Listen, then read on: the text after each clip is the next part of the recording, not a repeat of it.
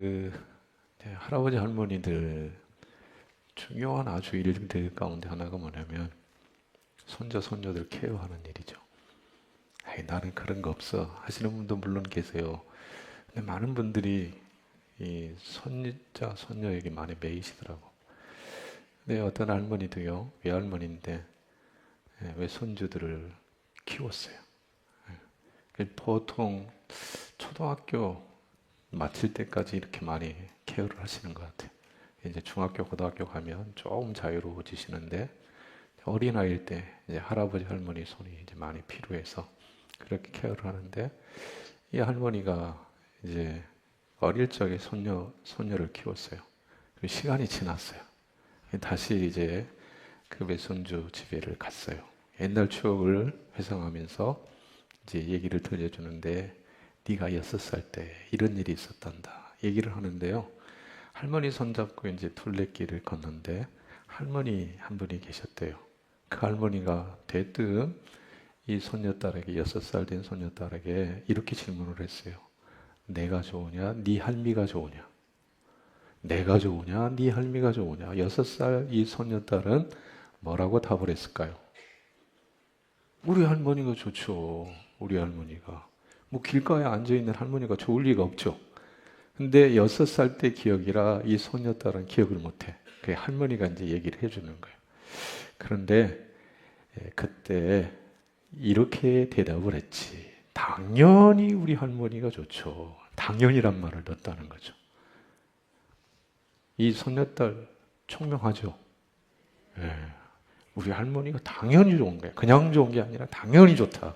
그렇게 얘기를 하면서 그 옛날의 추억을 회상하며 감사한 시간을 가졌다는데 제가 여러분에게 한번 물어볼게요. 여러분은 교회가 좋으세요? 세상이 좋으세요? 당연히 좋으세요? 교회가? 다시 또 한번 물어볼게요. 예수님이 좋으세요? 돈이 좋으세요?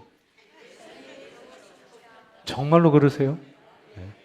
근데 크게 대답을 안 하시는 분이 있는 것 같아. 그런 분들은 왜 그럴까요? 예? 몰라서 그래. 할아버지, 할머니의 사랑을 손자, 손녀들이 알까요? 모를까요? 알겠죠. 예, 모르는 것 같지만 그 아이들의 마음속에도 할아버지, 할머니가 나누어주신 사랑이 있어요. 저도 추억을 해보면 저도 할아버지, 할머니가 계셨거든요. 근데 할아버지, 할머니 돌아가셨을 때 많이 울었어요, 제가. 그 이유는 그 사랑이 있다는 거예요. 그 사랑이 남아있다는 거예요. 예수님이 우리를 사랑하십니다. 근데 스쳐 지나갈 때가 있어요. 잘 몰라요. 근데 어느 날 어떤 사건 앞에 서서 그분이 나를 얼마나 사랑하셨는지 깨달아질 때 그런 때가 있어요. 그때가 이 시간이 되었으면 참 좋겠습니다. 그때가 이 예배의 자리가 됐으면 좋겠어요.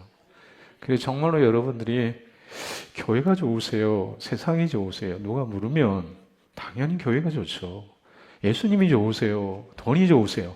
당연히 나는 예수님이 좋아요. 돈 없어도 괜찮아요. 예수님만 계시면 나는 만족합니다. 이런 고백이 우리 유남 성도의 모두의 고백이 될 수 있기를 주님의 이름으로 축복합니다. 좀 가슴 아픈 얘기를 좀 하면서 오늘 말씀을 좀 전해야 될 것 같습니다. 지난 10일 참으로 안타까운 사건이 세상에 전해졌습니다. 대전에 있는 한 초등학교 시청강실 창고에서 7살 된 김하늘 양이 흉기에 살해된 채 발견이 됐습니다. 누가 왜 이 어리고 착한 아이를 죽음에 이르게 했습니까?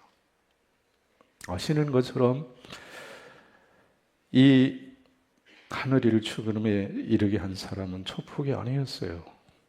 극악무도한 살인자도 아니었습니다. 하늘이가 다니는 학교의 선생님이 아무 이유 없이 자기의 삶이 괴롭다고 힘들다고 그렇게 했다는 것입니다. 선생님이 내리치는 흉기에 어린 하늘이의 몸이 찔리고 살이 터져 검붉은 피가 흘러내릴 때 이 어린아이는 얼마나 무섭고 얼마나 아팠겠습니까? 이 사랑스러운 어린 딸을 먼저 하늘로 보낸 그의 가족들은, 엄마와 아빠는 이제 어떻게 살아야 합니까? 어떻게 이런 비극적인 일이 이 나라에서, 더구나 신성한 교육의 장이라고 하는 학교에서 일어난단 말입니까? 선생님은 아이들을 죽이는 사람이 아닙니다. 아이들이 실수하고 넘어져도 사랑으로 감싸고 여러 가지 위험으로부터 지키고 보호하는 사람, 아이들을 사랑하는 사람, 그가 선생님입니다. 그런데 제자를 사랑해야 할 선생님이 이제 예쁜 삭처럼 자라나는 제자의 인생을 송두리째 짓밟아 버렸습니다. 저는 이 일이 우연히 어쩌다 일어난 일이 아니라 생각을 합니다. 대한민국이라고 하는 사회의 민낯을 너무나 적나라하게 보여주는 사건이 아닌가, 그런 생각을 해보았습니다. 우리가 살아가는 이 나라, 경제적으로 아주 부유한 나라가 됐습니다. 이전에 가난하고 못 사는 나라가 아닙니다. K-팝, K-컬처, K-방산, K-푸드, 여러 방면에서 앞서가는 나라입니다. 하지만 이제 보니 이 나라 아직 멀었습니다. 이 나라에는 아직도 폭력과 거짓과 죽음이 만연하고 있습니다. 위로하고 격려하는 따뜻한 사회가 아니라 찌르고 밟고 욕하고 죽이는 세상, 그 세상이 우리가 살아가는 삶의 자리입니다. 이런 세상에서 그리스도인 된 저와 여러분은 어떻게 살아야 합니까? 어떻게 우리 삶에 자욱한 안개처럼 가득한 어두움을 몰아내고 정말 살맛나는 따스하고 아름다운 정감 넘치는 그런 사회를, 그런 나라를 만들어갈 수 있겠습니까? 오늘 요한계시록 29번째 말씀을 함께 나누려고 합니다. 지난번 2월 첫째 주에 나누었던 말씀은 배우셔야 한다, 그런 말씀을 여러분에게 전해드렸어요. 여러분, 배우시는 여러분 되시기를 바라요. 배우셔야 합니다. 네. 배우시라니까요. 배우셔야 한다니까요. 언제까지 배워야 될까요? 죽는 날까지, 주님 앞에 가는 그날까지 배우고 또 배우시는 우리 성도들 다 되시길 바라요. 뭘 배워야 될까요? 세상을 배우면 안 돼요. 배워야 될 것을 배워야 돼요. 정말 오늘 우리가 배워야 될 거 있습니다. 하늘의 언어를 배워야 돼요. 하늘의 방언을 배워야 돼요. 세례 요한이 소리를 들었어요. 무슨 소리를 들었어요? 많은 물소리, 우레소리, 검은고 소리를 들었어요. 노랫소리를 들렸어요. 천국에서 부르는 노랫소리. 어떤 노래를 부를까요? 천국에서 부르는 노래. 은혜입니다. 감사합니다. 사랑입니다. 주님의 역사입니다. 주님이 이러십니다. 주님이 하셨습니다. 사랑합니다. 고맙습니다. 이게 천국 방언이에요. 천국에서 부르는 노래예요. 이 노래를 배워야 돼요. 다 안다고요? 정말 알아요? 깊이 알아야 돼요. 깊이 배우셔야 돼요. 그래서 자동으로 이 노래, 이 고백이 흘러나갈 때 마음 깊은 곳에 감사와 감격과 더불어 이 노래가 흘러나가셔야 된다는 거예요. 배워야 돼요. 주님을 배우셔야 돼요. 주님의 겸손을, 사랑을 배우셔야 합니다. 요한계시록 14장 5절에 보면 거짓말이 없고 그 입에 거짓말이 없고 흠이 없는 자, 거짓이 없는 분 누구냐? 예수 그리스도. 흠이 없어. 저와 여러분 흠이 많아요. 인생은 흠이 많아요. 얼룩이 많아요. 그러나 예수님은 흠이 없는 분이세요. 그분의 겸손을 여러분 배우셔야 합니다. 그분의 순전하심을 배우셔야 돼요. 그분의 성결하심을 배우셔야 합니다. 늘 배워야 돼요. 그럴 때 우리 모여서 우리 삶의 자리에서 주님의 향기가 묻어나게 될 것입니다. 갈멜산 기도회를 통해, 리딩 지저스를 통해, 그리고 여러분의 삶의 자리에 한복판에서 일하시고 역사하시는 주님을 날마다 배우심으로 주님의 장성한 분량에 이르기까지 성장해 가시고 성숙해 가시는 예수님의 사람들이 다 되시기를 주님의 이름으로 축복합니다. 오늘 이제 6절부터 7절, 요한계시록 14장 6절부터 7절 말씀 우리 같이 한번 다시 보겠습니다. 또 보니 다른 천사가 곧 모든 민족과 종족과 방언과 백성에게 전할 영원한 복음을 가져더라. 그가 큰 음성으로 이르되 하나님을 두려워하며 그에게 영광을 돌리라.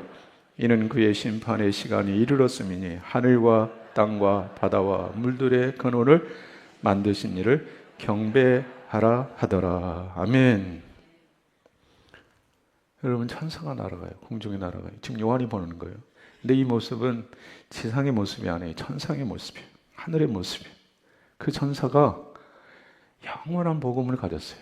근데 그 천사가 이르는 말이 하나님을 두려워하고 하나님께 영광을 돌리라, 하나님을 경배하라, 이렇게 얘기하고 있어요. 이것이 6절과 7절에 기록된 말씀이에요. 이 6절과 7절을 제대로 바르게 이해하기 위해서 먼저 우리가 생각해야 될 것, 천사, 공중에 날아다니는 천사, 날아가는 천사라고 그랬잖아요. 6절에 보니까 이 천사의 존재가 누구냐, 이걸 먼저 이해를 하셔야 돼요. 누구일까요? 예, 이쪽에서 예수님이라고 그랬어요. 우리 찬양들은 누구예요? 6절에 공중에 날아가는 천사 누구예요? 그 천사의 입에서 흘러나오는 말이 무슨 말이에요? 무슨 말? 천사가 뭐라고 그랬어요? 네, 그 천사가 영원한 복음을 가졌어요. 근데 그 천사의 입에서 흘러가는 말, 하나님을 두려워하고 하나님께 영광을 돌리고 하나님께 경배하라 그랬어요. 이 천사 누구일까요? 네, 예수 그리스도입니다.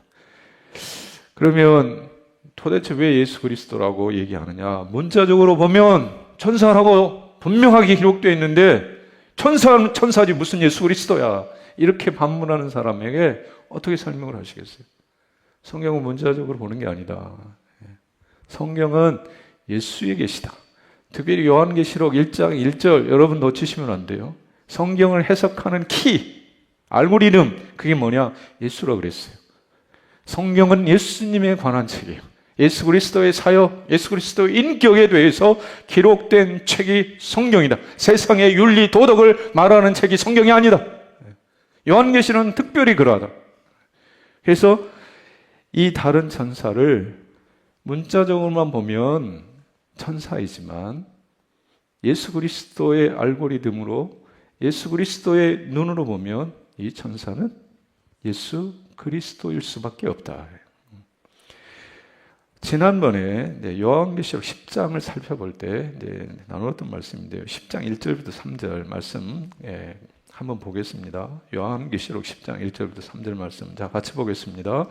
내가 또 보니 힘센 다른 천사가 구름을 입고 하늘에서 내려오는데 그 머리 위에 무지개가 있고 그 얼굴은 해 같고 그 발은 불기둥 같으며 그 손에는 펴놓은 작은 두루마리를 들고 그 오른발은 바다를 밟고 왼발은 땅을 밟고 사자가 부르짖는 것 같이 큰 소리로 외치니 그가 외칠 때에 일곱 우레가 소리를 하라더라.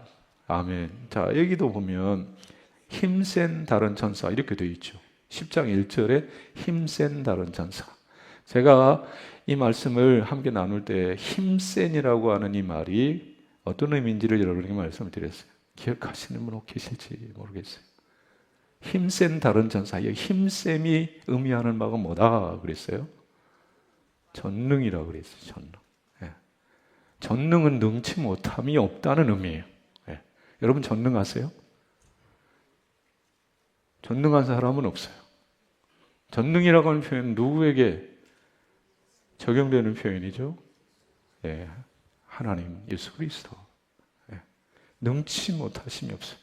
오늘 저와 여러분은 너무나 많은 연약함이 있고 죄악이 많아요. 할 수 없는 일이 많아요. 전능한 자가 아니에요. 그는 힘센 다른 천사. 전능하신 분, 그분은 바로 예수 그리스도. 근데 천사로 표현이 되어 있어요.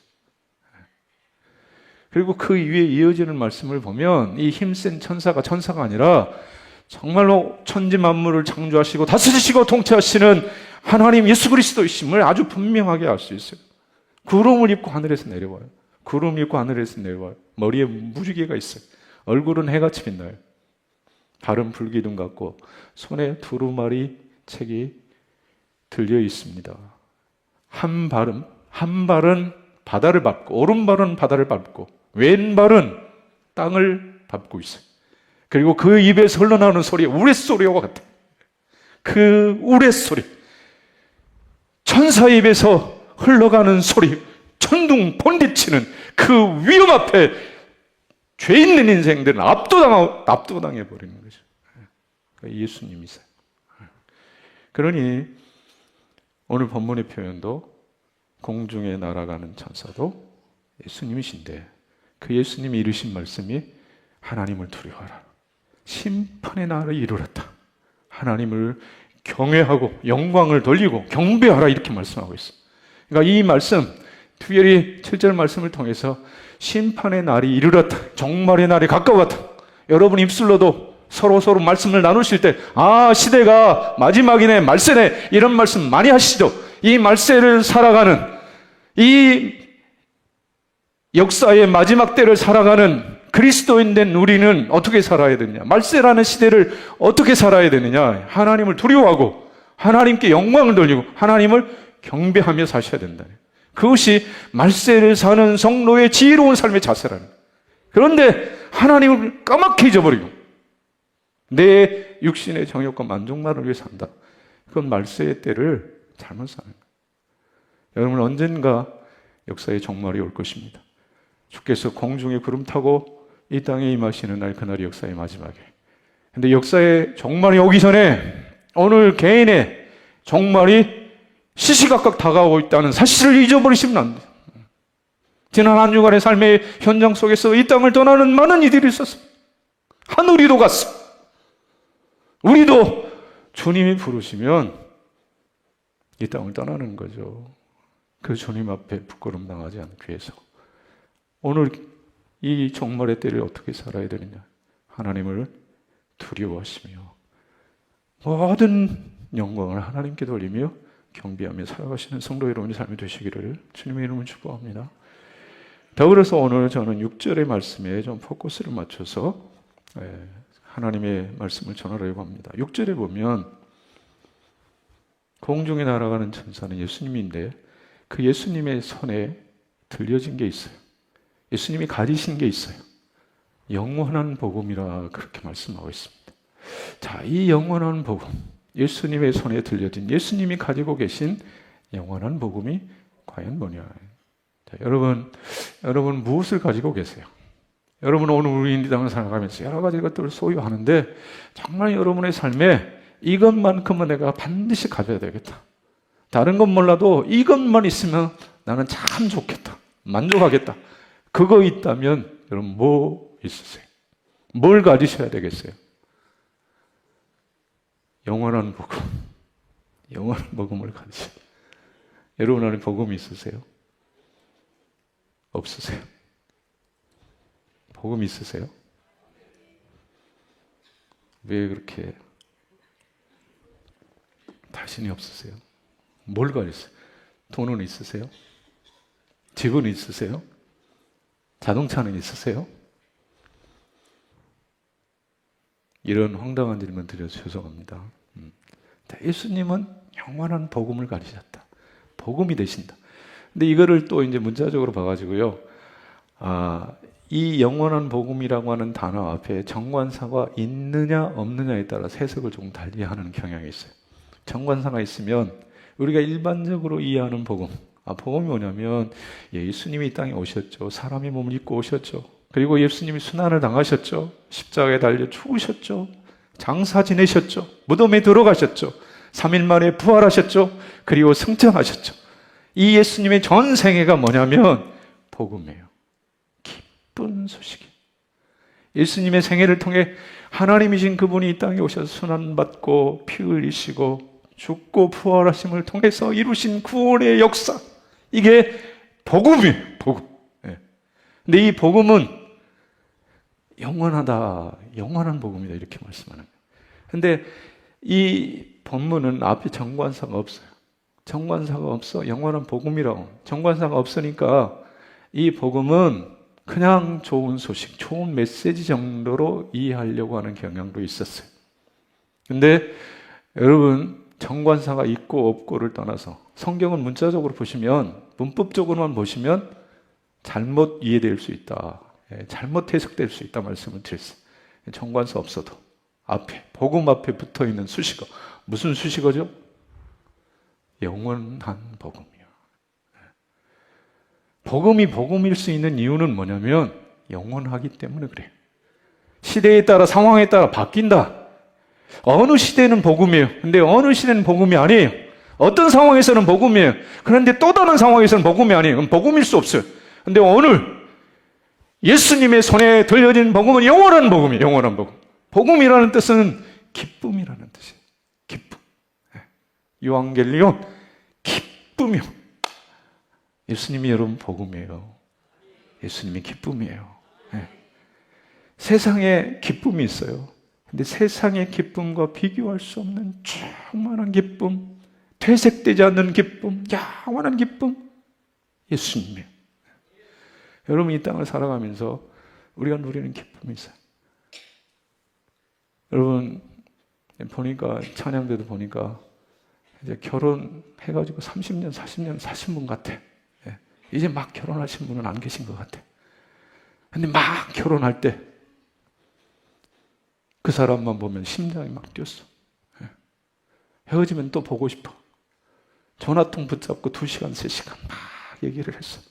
정말 내 모든 것을 다 줘도 아깝지 않을 그런 사람 만났어. 그 기쁨이 얼마나 좋던지. 근데 그 기쁨 얼마나 가시던가요? 결혼해서 살아보니 그 기쁨이 얼마나 가시더냐고요. 나는 한 달이 가더라. 나는 3년이 가더라. 나는 결혼 이후로 지금까지 50년 날마다 해피하다. 손 들어보세요. 한 분도 안 계시네요. 그 가슴 뛰는 뜨거운 사랑을 했지만 그 사랑의 기쁨이 오래 못 가고, 이런 왼수를 내가 왜 만났을까?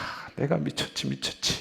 머리를 치면서 탄식할 때 있으시죠? 사실대로 얘기하세요. 사실대로. 없으시다 얘기하시는 분은 정말 특별한 은총을 덧입으신 분이에요. 근데 가끔 그런 분이 별종처럼 한두 분은 있어. 근데 대부분의 경우는 아니야. 그게 아니야. 왜 그러겠어요? 왜 가슴 뛰는 그 기쁨을 가지고 평생 회로하지 못할까요? 제가 늘 말씀을 드려요. 사람은 완전한 존재가 못 된다니까. 허물이 있다니까. 흠이 있어, 흠이. 흠 있는 인생 둘이 만나서 한 집에서 무장해제하고 사는데 날마다 해피하다. 정말 어려운 일이에요. 세상의 기쁨이 그러한 거예요. 제가요, 제 삶의 여정에 참 기쁘고 감사한 일이 참 많았죠. 제가 오남교회 담임 목사로 청병대에 왔을 때 여러분, 제가 기뻤을까요? 슬펐을까요? 어떻게 아세요? 네. 제가 기쁘다고 언제 여러분한테 얘기했어요? 네. 기뻤죠. 근데 그 기쁨 얼마나 갔을 것 같아요?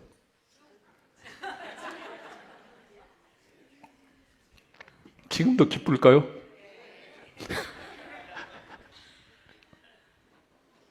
그 얘기는 얘기 안 할래요. 제가요, 서울 장신대 시험을 봐가지고 2번이나 떨어졌어요. 네. 3번째 붙었어요. 합격 소식을 12월 달에 들었는데요. 네. 정확한 날짜는 몰라요. 근데 그날 눈이 많이 내렸어요. 제가 합격 소식을 듣고, 제가 그때는 봉선동에 살았어요. 22층 아주 높은 곳에 살았어요. 아주 교만한 사람이죠.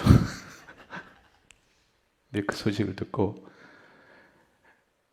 내려와 아파트 주변을 걸면서 제 마음속에 이 부족하고 허물 많은 인생을 부르신 주여, 내 삶의 전부를 주 앞에 드리겠습니다.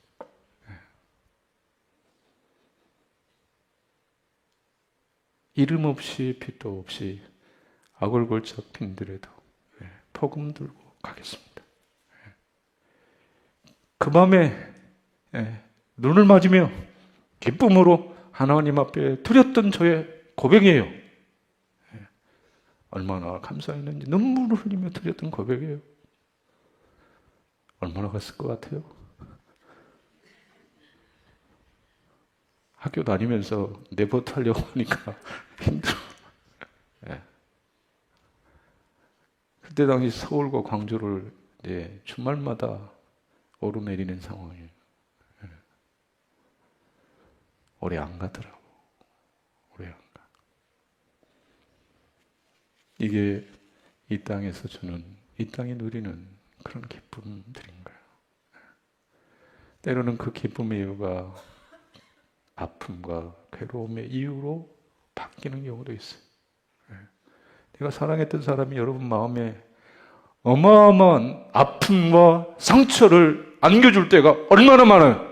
믿었던 사람이에요. 신뢰했던 사람이에요. 아꼈던 사람이에요. 그 사람이 내 마음에 어마어마한 상처를 줄 때, 기쁨의 이유였던 그 사람이 이제는 얼마나 괴로움의 이유가 되는지 몰라요. 이게 세상의 기쁨이에요. 그런데 예수님의 기쁨은 영원하다. 영원한 기쁨. 때로는 그 기쁨이 우리 눈에, 여러분의 눈에 기쁨이 아닌 것처럼, 괴로움에 이은 것처럼, 눈물에 이은 것처럼, 단식에 이은 것처럼 때로는 다가올 때도 있어요. 그러나 오늘 성경은, 예수님은 아주 분명하게 말씀하세요. 영원하다, 영원하다. 기쁨이다. 참된 기쁨이다. 변함없는 기쁨이다. 영원한 기쁨이다. 그렇게 말씀을 하고 계시는 거예요. 예수님이 왜 이런 기쁨을 주시나요? 예수님이 왜 영원한 복음이 되시나요? 그 이유, 요한복음 14장 27절 말씀 먼저 한번 보겠습니다. 요한복음 14장 27절 말씀. 평안을 너희에게 끼치노니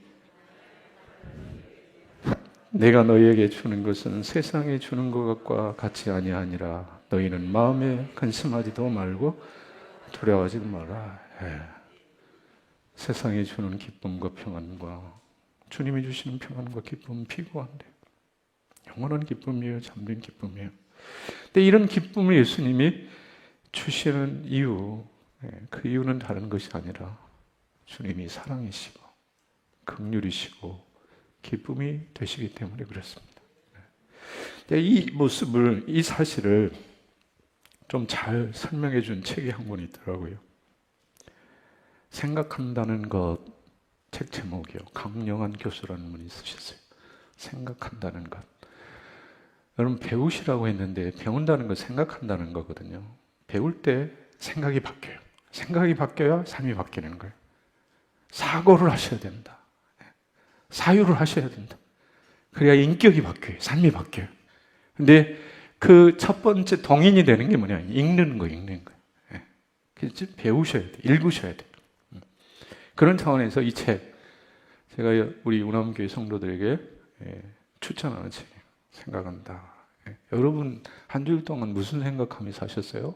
그 생각이 여러분이에요. 생각이 여러분의 삶을 만들어요. 늘 돈만 생각하면 돈의 메인 인생이 돼버리죠. 그럼 그리스도를 생각해요. 예수님을 생각해요. 예수님의 사람이 되는 거예요. 무엇을 생각하느냐? 생각을 생각해 보세요. 여러분은 하루하루를 무슨 생각을 머리에, 가슴에 담고 살아가시는지를 한번 돌아보시라는 거죠. 근데 예수님의 생각, 예수님의 마음, 뭐가 있었느냐? 긍휼이 있었어요. 기쁨이 있었어요. 사랑이 있었어요. 자, 이 사실을 성경 구절 몇 군데 한번 찾아볼게요. 누가복음 7장 13절, 누가복음 7장 13절. 자, 같이요. 주께서 과부를 보시고 불쌍히 여기사 울지 말라 하시고. 자, 마태복음 14장 14절. 예수께서 나오사 큰 무리를 보시고 불쌍히 여기사 그 중에 있는 병자를 고쳐 주시니라. 마가복음 6장 34절. 예수께서 나오사 큰 무리를 보시고 그 복 없는 양 같음으로 인하여 불쌍히 여기사 이에 여러 가지로 가르치시더라. 요한복음 11장 33절. 예수께서 그가 우는 것과 또 함께 온 유대인들이 우는 것을 보시고 심령에 비통히 여기시고 불쌍히 여기사. 누구의 마음이 불쌍히 여기는 마음이에요? 예수님의 마음. 자, 여러분 옆에 계신 분 한번 보실래요? 불쌍하세요? 전혀 불쌍하지 않으세요. 여러분 눈에 만약에 옆에 계신 분이 오늘 처음 보신 분일 수도 있어요. 또 잘 아는 사람일 수도 있어요. 여러분의 아내, 여러분의 남편일 수도 있어요. 자, 불쌍하게 보이세요? 불쌍하게 누가 불쌍하게 보인다 그랬어요? 네. 불쌍하게 안 보인다. 불쌍하게 보인다. 왜 그러냐? 그 마음속에, 내 마음속에 긍휼이 있으면 상대방이 불쌍히 보는 거예요. 여러분의 마음에 긍휼이 있으면 강단에 서서 말씀을 전하는 제가 불쌍하게 보일까요? 안 보일까요? 불쌍하게 보일 거예요. 근데 여러분의 마음에 긍휼이 지금 없어. 그러니까 저를 긍휼히 여기지를 않아. 째려보고 설교도 안 듣고 고개 숙이고 있고. 그러니까 제가 여러분의 표정이나 태도를 보면 저를 긍휼히 여기는지 안 여기는지 제가 안다니까요. 제가 이 자리에서 벌써 말씀을 전하는 세월이 적지 않다니까요. 조금만 더 하면 내가 20년 여기서 외쳤어요. 근데 여러분 표정 보면 모르겠어요. 좀 딴 길로 갔고요. 긍휼이 있어요. 긍휼. 예수님의 마음에 긍휼이 있다. 근데 이 긍휼이 마음에만 있는 게 아니에요. 표출이 돼요. 드러나요. 드러나. 그러니까 여러분 부모님의 마음에 긍휼이 있으니까 그 긍휼이 여러 가지 모습으로 표현이 되잖아요. 이거 가져가거라, 저거 가져가거라. 전화해가지고 괜찮냐, 뭐 어려운 일 없냐. 이 긍휼이에요. 예수님이 긍휼이에요. 예수님이 평안이에요. 그 긍휼이 어떻게 나타났는지를 잘 보여주는 사건, 선한 사마리아 사람의 비유. 자, 여러분 한 사람이 강도를 만났어요. 피투성이 돼버렸어요. 있는 거 다 뺏겨버렸어요. 죽어갑니다. 그런데 그 앞을 제사장이 지나갔어요. 레인이 지나갔어요. 사마리아 사람도 지나가요. 근데 두 사람 지나쳐버렸어요. 한 사람, 사마리아 사람 머물러 있어요. 머물 수밖에 없는 이유.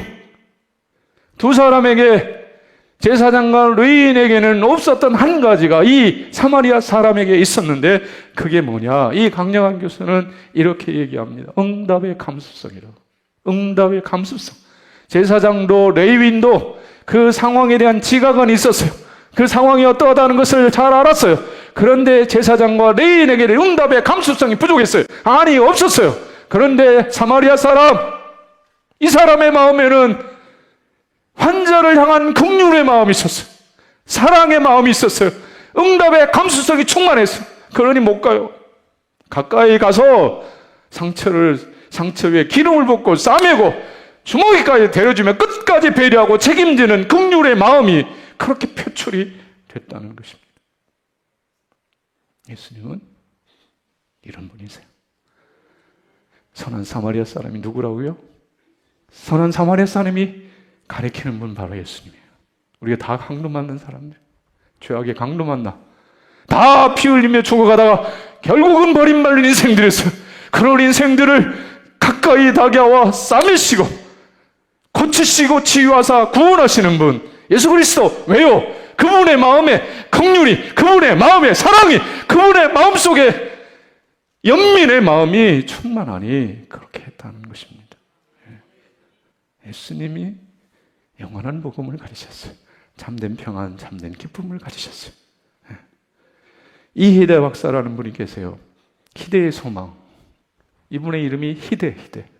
그래서 이름을 따서 책 제목이 희대의 소망이에요. 근데 이분은요, 암 전문가입니다. 특별히 유방암 분야에서는 국내 1인자라는 소리를 들은 분이에요. 근데 이분이 암을 잘 치료하는 이분이 암이 걸렸어요. 대장암이 걸렸어요.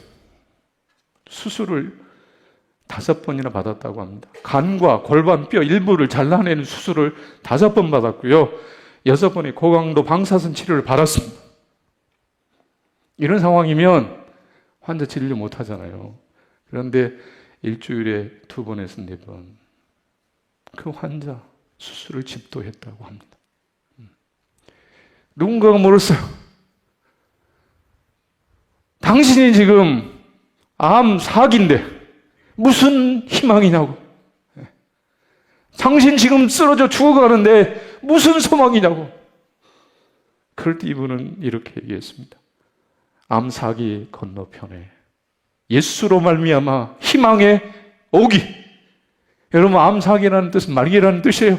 죽음이 임박했다는 뜻이에요. 그런데 그 암 4기 무슨 희망이냐고 그럴 때 암 4기 건너편에 예수로 말미암은 희망의 오기, 생명의 오기가 기다리기 때문에 나는 희망을 누려요. 내 안에 계시는 예수 복음의 능력 때문이다. 예수로 말미암아 부활과 영생의 확신 때문이다. 나는 감사하게도 그리스도인이다. 나는 감사하게도 그리스도인이다.